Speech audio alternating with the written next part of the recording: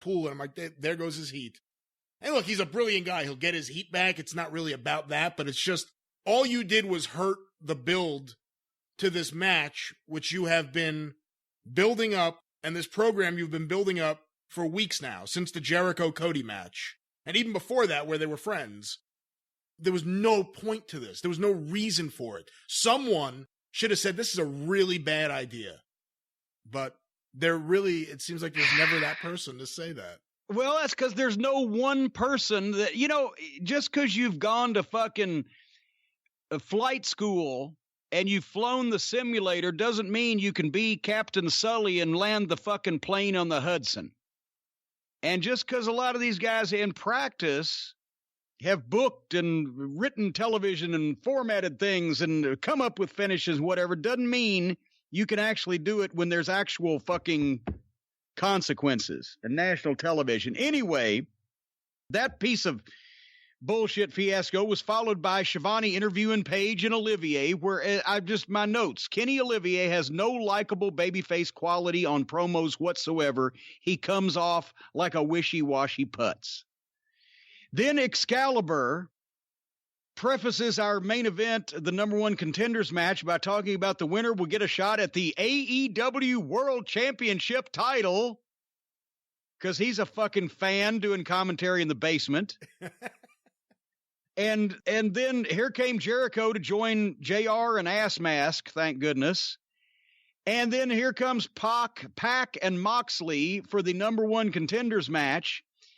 And since I watched NXT from 8 to 10 and then had now fucking endured almost 2 hours of All Elite Wrestling, I went to sleep.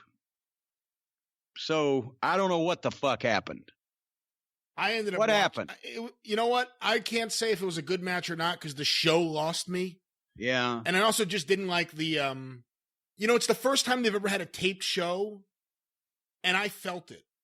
And it definitely is a big difference with AEW being live and AEW being on tape, where you hear some of the results, and it doesn't feel as urgent to see it. It never feels urgent to me, but I'm always curious what's going to happen. And they do have good segments on their show and some fantastic train wrecks on their shows. Jon Moxley won. He's the number one contender, exactly what Jericho didn't want. I did want to get your opinion of this. Moxley has the eye patch on and eventually got ripped off because he got stabbed in the eye the week before with a spike by Chris Jericho. Yeah. Meanwhile, there's videos of him on that cruise doing karaoke with the fans. What? No eye patch. No. At least I didn't see one. If someone wants to say there was an eye patch there, I didn't see it. Okay, before I get hot, I want somebody to answer this question between now and next week's program. This may be a good cliffhanger to leave on, because I will bring down the fucking vengeance of the curse word gods with biblical proportion on some motherfucker that would get stabbed in the eye on last week's TV and have an eye patch on this week's TV and be on the boat with the fans doing karaoke with no eye patch. Somebody needs to tell me that was not the case, because I do not want to motherfuck this guy unnecessarily. But I promise you, if somebody tells me that Jon Moxley, Dean Ambrose, or whatever his name is this week, was on the cruise with the fans with no eye patch except on television, I will motherfuck this guy ceaselessly. Please do not tell me that is the case. Have you stirred me up for no reason, Brian Last? I don't know, because I haven't actually watched the video. I only heard about it. I'm looking at it now. He definitely has something on his eyes. It looks like it could be sunglasses. I'm trying to confirm whether or not it's an eye patch or not. We're trying to confirm whether it's sunglasses or whether it's... So he did something.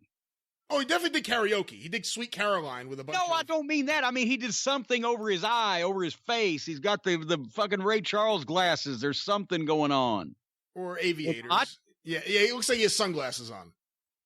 But he's doing karaoke after he got stabbed in the eye. Yeah, because wrestling's supposed to be fun. You're supposed to go have fun with the fans, even if you're the hardcore guy that comes through the crowd.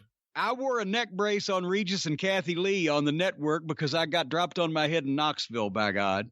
and they could take it or leave it. They got Jim Cornette to sell SummerSlam that day on Regis and Kathy Lee by allowing me to wear my neck brace, because we have to have standards here, folks.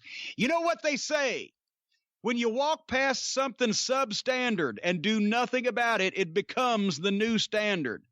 Well, as long as I'm around and as long as the Jim Cornette Experience is on the air, there will not be any outlaw mud show substandardness walked by and nothing done about it. I will say things. I will do things. I will call attention to things.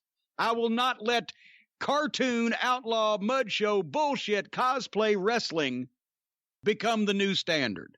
Because after all, Brian, that would be substandard, would it not?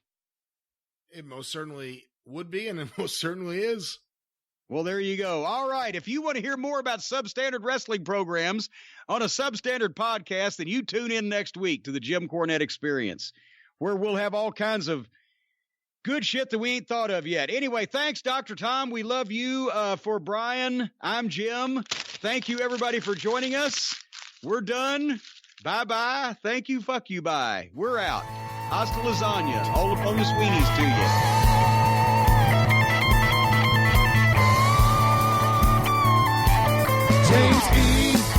James E.